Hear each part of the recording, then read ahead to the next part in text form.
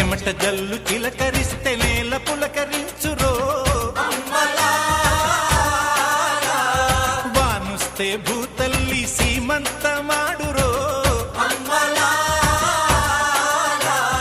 తంగేళ్ళు గన్నేళ్ళు పసుపు కుంకుమిచ్చురో.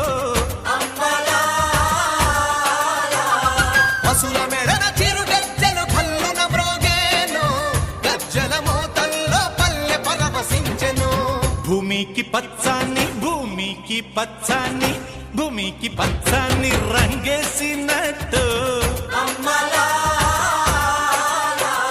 పంట సేలు పెరగాలి ఓయమ్మల